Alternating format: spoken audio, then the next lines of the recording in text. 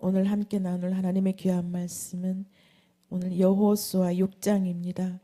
여호수아서 6장 12절에서 21절까지. 여호수아서 6장 12절에서 21절까지.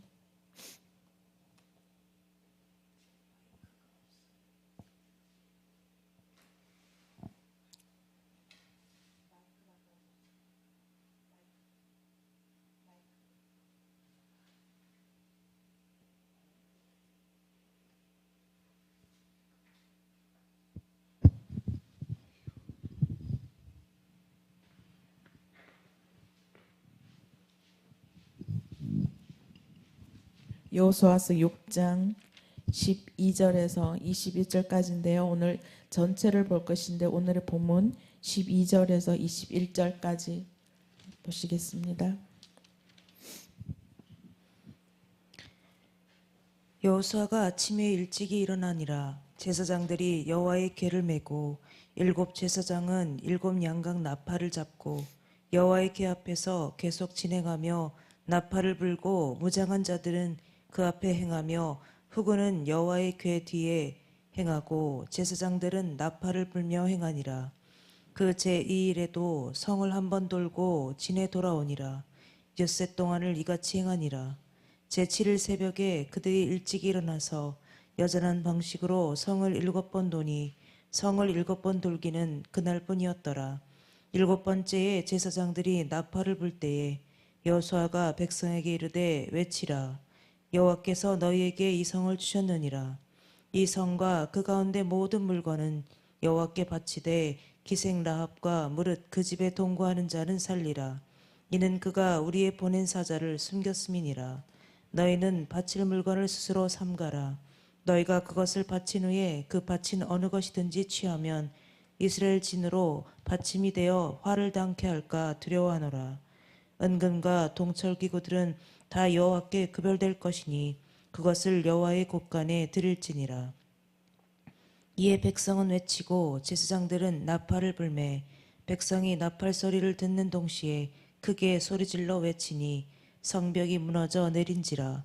백성이 각기 앞으로 나아가 성에 들어가서 그 성을 취하고 성중에 있는 것을 다 멸하되 남녀 노유와 우양과 나귀를 칼날로 멸하니라. 아멘. 예, 오늘 6장에서는요, 이렇게 전체를 쭉 살펴볼 건데 6장에서부터는 가나안 정복 전쟁의 내용이 기록되고 있습니다. 이스라엘이 건넌 이 요단강 지역은요, 가나안의 중심부 허리에 자리하고 있습니다. 가나안 중부 지역입니다. 이곳은 전략적으로 보면 가나안 중부 지역을 먼저 공격해서 그리고 도시 국가 체제로 이렇게 나누어지게 만듭니다. 서로 연결되지 못하게 도시 국가 체제로 되어져 있는 그 가나안 족속들의 이 세력을 양분화시키는 거죠. 나눠버리는 거죠. 이렇게 합하지 못하게 전국의 주요 전략 거점을 쉽게 장악하기 위함이었습니다.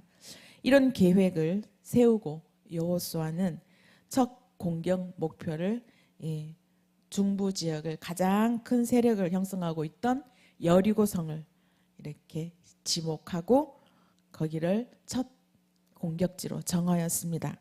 하나님께서는 이 여리고성 공략으로 계시해 주신 이 내용은 인간의 어떤 이성이나 지식으로는 도무지 이해할 수 없는 그런 장면들을 볼 수가 있습니다.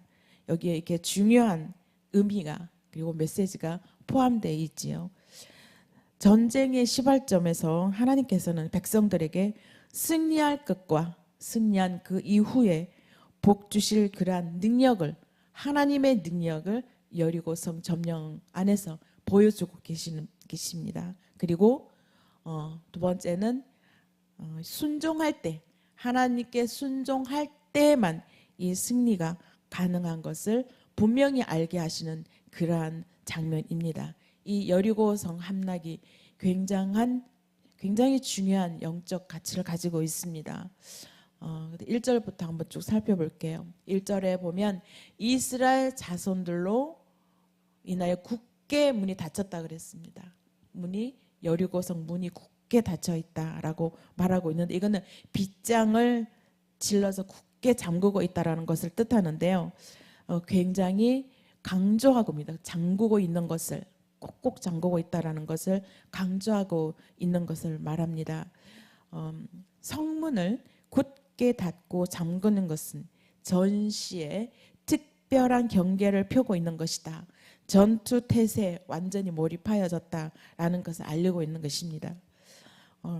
2절을 지나서 3절에 쭉 보면은요, 하나님께서는 이제 성을 에워싸고 천천히 도는 행위를 명령하고 계시죠. 성을 무너뜨리는 전략으로서는 이스라엘에게 이렇게 제시하고 있는데 성 주위를 매일 우리가 잘 알고 있죠. 여리고성을 매일 한 바퀴 돌고 마지막 7번 돌아라. 우리 그 얘기를 많이 듣고 있습니다. 매일 한 바퀴를 돌아라라고 지시합니다. 이 이스라엘 백성들로 하여금 인간적인 전술이 아닌 것이죠. 전쟁이 나왔으면 창과 칼로 무기로 어떤 행위를 해야 되는데 하나님께서는 성 주위를 매일 한 바퀴 돌라고 명령하십니다. 오직 하나님의 말씀에 순종해야지만이 승리할 수 있는 그러한 것을 깨닫게 해주시려고 하나님께서 아무 말 없이 매일 한 바퀴씩 돌라고 명령하십니다. 여리고 성 공격 참가한 군사의 숫자는 정확하게 나와 있지는 않지만 이스라엘의 대군들이 60만 대군인데요.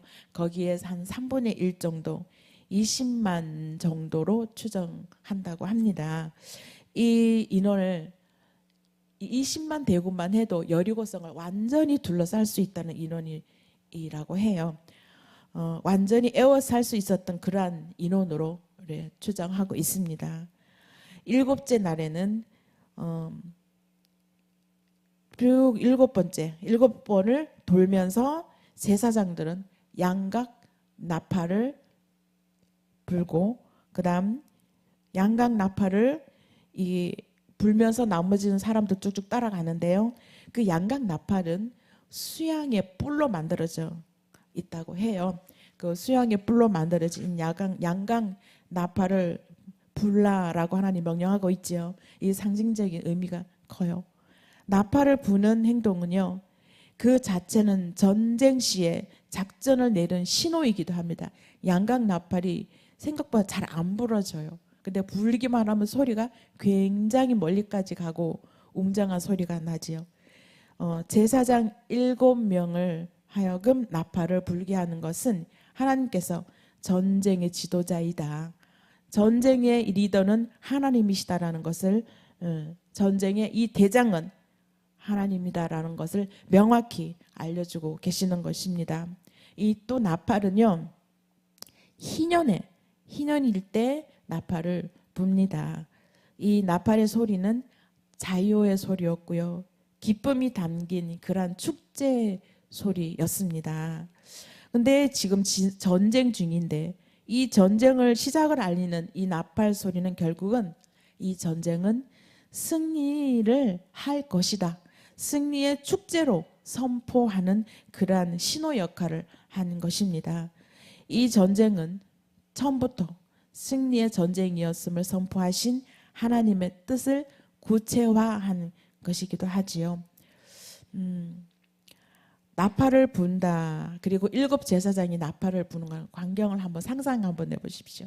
성을 돌면서 이 나팔을 길게 부르면서 그 뒤에 제사장들 쭉쭉 따라가는데 나머지 사람들이 마지막 7째 날 소리를 막 큰 소리를 지르면서 부소리와 함께 소리를 지르면 그 여리고성 주변은 어마어마한 웅장한 소리로 두려움에 가득한 그런 소리로 큰 소리가 들린다고 우리가 직접 목격하지 않았지만 말씀을 보면 그런 게 상상이 되잖아요. 성 주위를 양강나팔을 불며 많은 사람들이 소리를 지르면 성이 무너지는 그 장면을 상상해 보면 이 정말 하나님의 하시는 일을 은혜가 아닐 수 없다라고 생각이 되어집니다. 엄청난 울림이 있죠. 양강나팔 소리도 그러고 큰 소리 외쳐 불러라 그랬는데요. 이 큰 소리를 외치다라는 것은 이 말 루아라는 뜻을 가지고 있는데 이 큰 소리를 어떻게 외쳤을까 궁금했는데요. 나팔 소리 부 소리와 함께 많은 백성들이 군사들이 가면서 루아 루아 루아 루아 이렇게 외치고 갔답니다. 그 루아 소리, 웅장한 소리와 양강 나팔의 소리가 합쳐지면 어마어마하게 큰 소리로 이 함성이 어마어마했을 거라는 상상을 하면 이렇게 그냥 정말 은혜가 넘치는 그런 소리입니다. 하나님이 아니고서는 이렇게 어떻게 전쟁터에서 이런 소리를 내며 무기를 사용하지 않는 성을 무너뜨리는 건지. 이 루아라는 하나님을 찬양하다라는 뜻을 가지고 있습니다. 그래서 하나님을 찬양하면서 루아 루아 루아 푹 소리와 함께 그 상상을 하면 어마어마한 소리라고 생각이 들어요. 그래서 이 루아를 사용하는 중에 특별히 이 여호수아 6장 5절에도 이렇게 이런 표현이 나와 있는데요. 이것과 연결되는 이스라엘이 블레셋과 전쟁에서 언약궤를 진에 딱 들여놓을 때 이렇게 군사들이 루아를 외쳤다고 합니다. 큰 소리로 백성들이 루아 루아를 외쳤 그런 소리를 내었다고 하는데요. 이와 마찬가지로 또 다윗이 언약궤를 예루살렘에 다시 가져왔을 때 온 이스라엘이 이렇게 루아를 외치면서 환호하는 장면, 사무엘 상과 사무엘 하에 이렇게 말씀이 나와 있습니다. 이것과 연결되어서 하나님을 찬양하는 그 언어가 바로 루아 루아 이렇게 한답니다. 그 큰 소리로 많은 사람들이 외쳤을 때 그거는 무기 못지않은 큰 소리로 들려왔을 거라고 생각합니다. 엄청난 파워를 가지고 있는 소리를 하나님께 찬양하는 소리를 내었습니다. 이렇게 맨 앞에는요 군사들이 무장한 군사들이 그 르우벤 지파를 앞세워서 이렇게 무장한 군사들이 위치하고 그 뒤에는 양각 나팔을 든 제사장들이 따라가고 그 다음에 언약궤를 맨 제사장들이 따라가며 그 뒤쪽에는 또 일반 군사들이 따라가면서 이렇게 여리고를 성을 돌았습니다. 매일 한 바퀴씩 아무 말도 하지 않고 침묵으로 돌으라고 했어요. 왜 침묵을 하면서 돌으라고 했을까요? 궁금하잖아요. 군사들도 무슨 전쟁을 이렇게 하라고 그러나 뭐라고라 불평 한마디만 딱 씨앗이 떨어지면 절대로 이런 힘을 발휘할 수가 없는 거죠. 그래서 아무 말 없이 침묵하면서 하루 한 바퀴 돌게 한 것은 하나님의 그 뜻이 있다라는 것이죠. 불평하지 말고 아무 말도 하지 마라. 그 불평 소리가 하나라도 들리면 그 씨앗이 어마어마하게 커져서 하나님의 계획에 성취할 수 없는 그러한 사건들이 일어나기 때문에 하나님은 침묵하며 돌라고 했는데 그 군사들은 그것을 순종하였습니다. 아무 말하지 않고 돌기가 쉽지 않죠. 많은 사람들이 내 옆에 주위에 많은 사람들이 있는데 옆에 사람하고 한마디씩 다 할 수 있잖아요. 그 말을 한마디도 하지 아니하고 침묵을 순종하며 따라했다라는 것. 그것 또한 이 백성들의 놀라운 순종의 모양입니다. 하나님께서 작정하신 그 시간까지 하나님의 그 행동을 기다리는 하나님의 명령을 기다리는 인내의 시간이었습니다. 우리는 우리의 삶에도 마찬가지죠. 인내해야 될 것이 많습니다. 침묵해야 할 시간들이 많이 우리에게 주어집니다. 침묵의 시간을 허락하셨을 때 침묵하고 하나님의 말씀을 기다리고 하나님의 뜻을 기다리는 인내의 시간은 우리 각자에게도 많이 주어집니다. 그럴 때 과연 내가 얼마만큼 순종하며 그 뜻을 기다리고 있는지 우리는 그래도 하나님의 뜻을 침묵으로 기다리는 인내가 필요합니다. 말없이 행진하고 나팔 소리만 울리고 그랬을 때 이 여리고성 안에 있는 사람들이 얼마나 두려웠겠어요. 저들이 우리를 쳐들어오고 있는데 이미 여리고성 안에는 이스라엘 백성들의 그 하나님 함께 하신 무한한 능력을 다 알고 있지요. 소문을 들어서. 그런데 그 성 주변을 말없이 돌고 있습니다. 여리고성 안에는 그 안에 있는 백성들과 그 모든 사람들이 마음이 불안하고 초조한 거나 마찬가지였겠죠. 그것을 심리적으로 노리는 것이기도 합니다. 심리적 효과를 끌어낸 것이죠. 드디어 7째 날이 왔습니다. 새벽에 일찍 일어나서 7번 성을 돌고 그리고 그날뿐이다. 7번 성을 도는 그날은 바로 이 그날뿐이다라고 말씀하고 있습니다. 오직 그날만이다 라는 사실을 강조하고 있는 것입니다.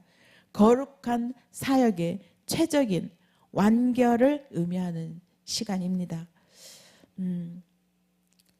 많은 사람들이 백성들이 로라루아를 외치고 하나님의 찬양한다는 걸 외치고 있습니다. 이것은 바로 하나님의 구원을 찬양하고 승리를 기뻐하는 그 외침이었습니다. 그 외침에 여리고성은 무너졌습니다. 여리고성이 무너질 때요, 그냥 한 번에 외쳤을 때 하나님이 나팔을 길게 불면서 루아를 큰 소리로 외치면서 성이 한 번에 착 무너졌다고 합니다. 그냥 뭐 이렇게 우두도가 아니라 한 번에 그대로 착 무너지고 또 한 어느 곳에는 성이 안에서 밖으로 무너지는 그런 흔적이 있다고 합니다. 이 고고학자들이 늘 연구하잖아요. 그래서 연구한 결과 이상하리만큼 어느 한 곳에는 성이 그대로 주저한 게 아니라 안에서 바깥으로 막 이렇게 쓰러져 있는, 무너져 있는 그런 흔적이 있다고 그래요. 이 성의 함락은 앞에서도 말씀드렸던 것 같이 하나님께서는 여리고 성 함락은 완전히 해렘을 명령하십니다. 진멸을 원하시는 거죠. 진멸하라고. 이 해렘이라는 것은 사형을 금지함으로 봉헌된 것이라고. 이 여리고 성은 하나님께 첫 공격 자리로 봉헌된 곳입니다. 완전히 하나님께 드리는 것이죠. 완전 진멸하는 것은 완전한 거룩을 이루고 있다는 것입니다. 여리고 성은 가나안 정복 첫 성이고요. 그곳에 사람은 부정한 자들로 가득 차 있는 곳이었습니다. 가나안이 부정에 전달한 곳이라고 했잖아요. 근데 그곳에는 부정한 자들로 가득 차 있었고 이스라엘이 타락의 길로 가지 못하게, 이스라엘 타락의 길로 갈 자들을 끌었기 때문에 그곳을 완전히 진멸하라고 명령하신 것입니다. 하나님께서는 완전히 진멸, 해렘을 선포한 곳이 바로 이 여리고 성입니다. 여호와의 신앙이 가나안의 이 부정과 죄에 오염될 것과 변질되지 아니하도록 하나님께서 완전 진멸을 명령하신 것입니다. 사람이든 생축이든 토지든 완전히 사고팔고를 절대 못하겠습니다. 그래서 완전 진멸되는 장소. 이 고고학자들은 이 여리고성이 BC 1406년경에 무너진 것으로 이렇게 의견을 모으고 있습니다. 여리고의 그 거대한 성벽, 굉장히 두꺼웠죠. 튼튼하고 그러한 거대한 성벽이 일시에 동시에 무너졌고 그 무너짐과 동시에 바로 화재가 발생하였다고 합니다. 고고학자들이 발견한 그 부분들이 바로 그 화재의 흔적이 밝혀져 있습니다. 이러한 고고학적 연구는 여리고 정복 사건이 인간의 힘이 아닌 하나님의 초자연적인 역사로 이루어졌다라는 사실을 실감하게 알려주는 것이기도 합니다. 이 고고학적 연구 발견에 의하면은요, 성경이 역사성과 배경을 밝혀주는데 아주 좋은 연구를 하고 있었다고 합니다. 고고학자들이 성경을 찾아낸 것입니다.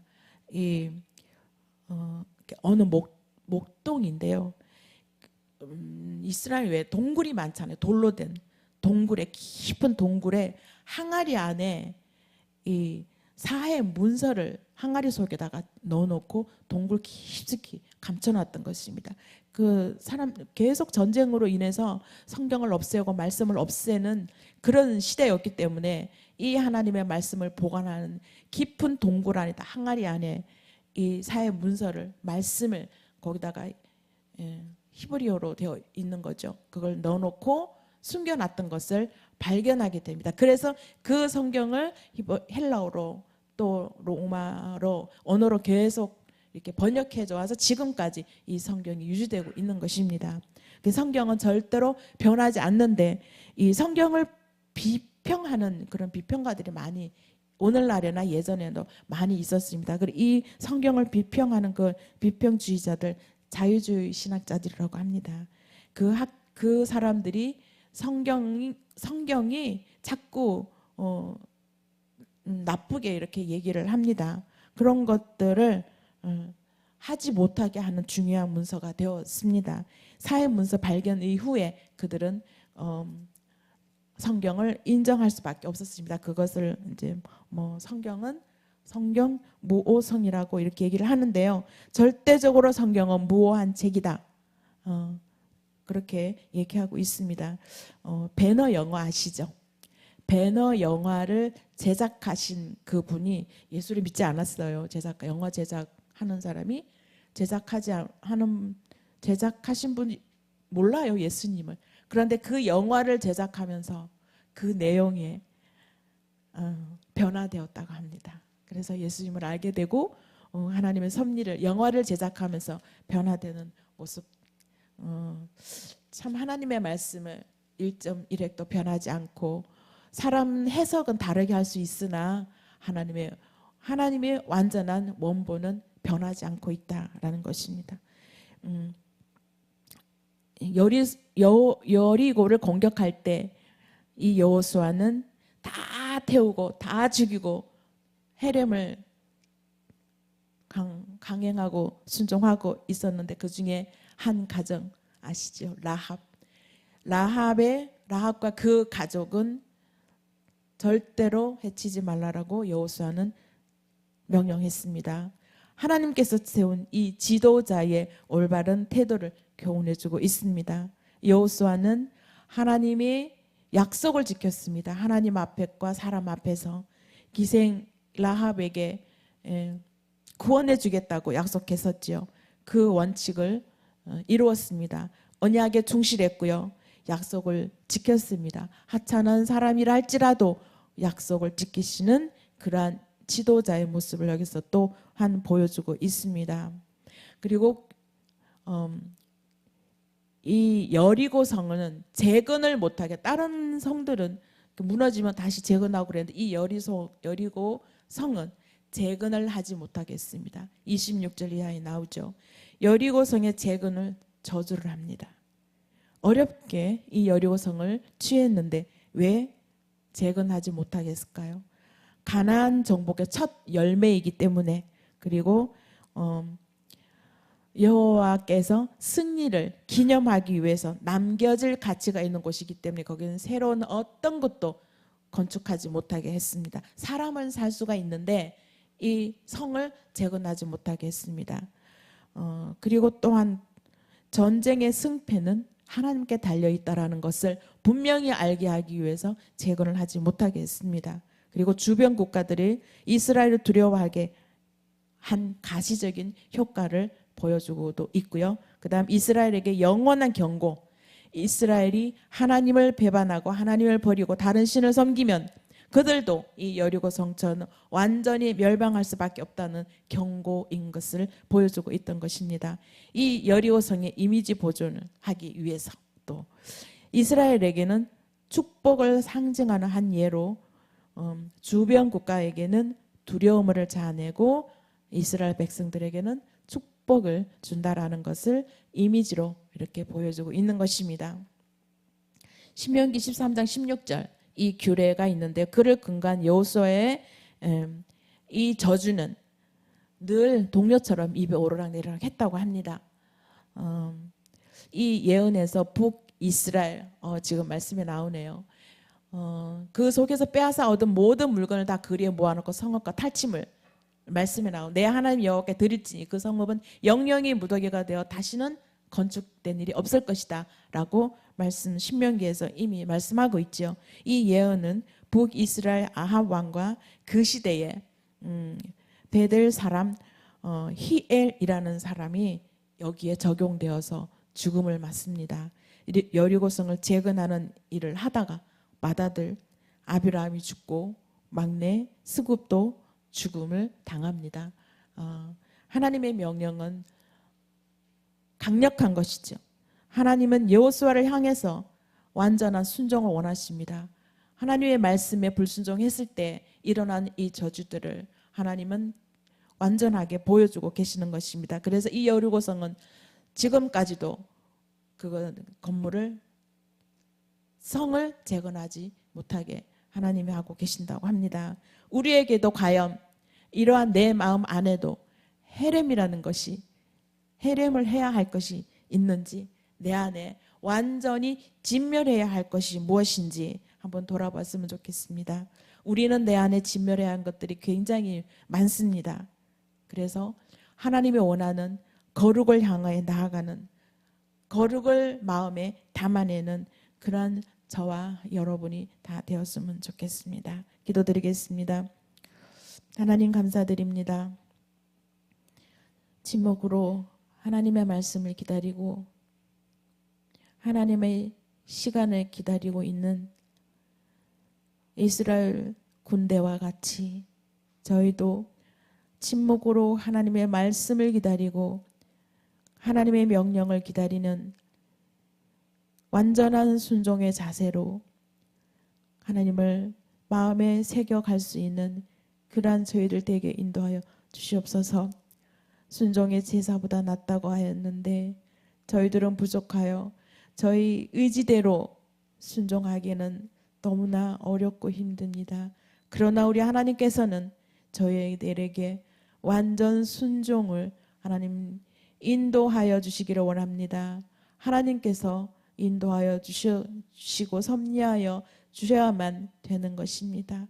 하나님께서 함께하여 주셔서 저희들이 주님께 순종하며 하나님께 나아가서 주님이 주시는 그 축복을 누릴 수 있는 귀한 하나님의 백성들 다 되게 인도하여 주시옵소서. 예수님 이름으로 기도드립니다. 아멘.